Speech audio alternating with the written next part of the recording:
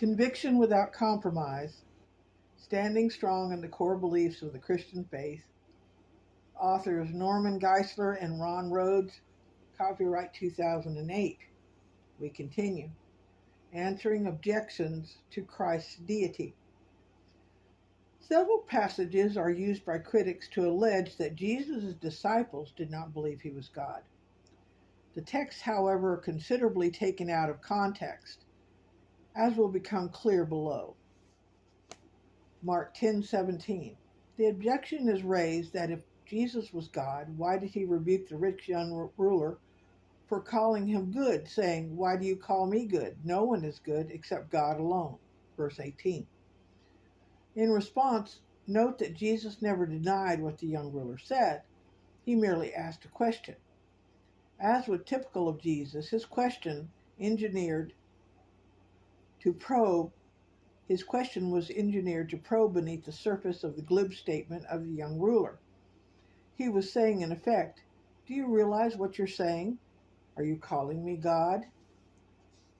John 1:1 is used by Arians to allege that Jesus was only a God, not the God, because there is no definite article, the, in the original Greek text of this verse in reference to Jesus.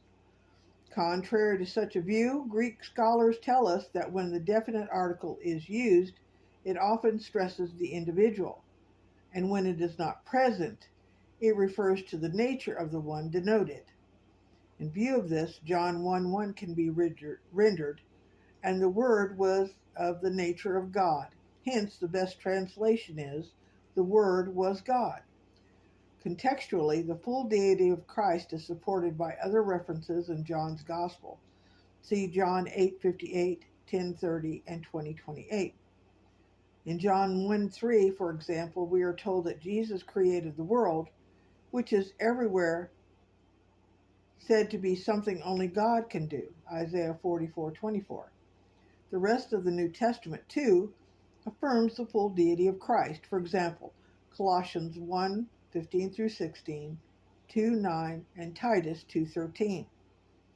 It is also noteworthy that some New Testament texts actually do use the definite article to speak of Christ as the God. For example, Matthew 1:21, John 20:28, and Hebrews 1:8. So it does not matter whether John did or did not use the definite article in John 1:1. The Bible clearly teaches that Jesus is God, not just a God. John 14:28. The objection here is that Jesus said, "The Father is greater than I." How then could Jesus be God?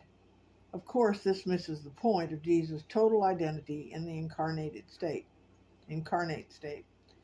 He is not only God, he is also man. He is the God-man. As a man, Jesus is clearly less than God. As God, however, he is equal to God. Jesus in the incarnation has two natures, one divine, one human. Further, even within the Godhead, there is a functional hierarchy.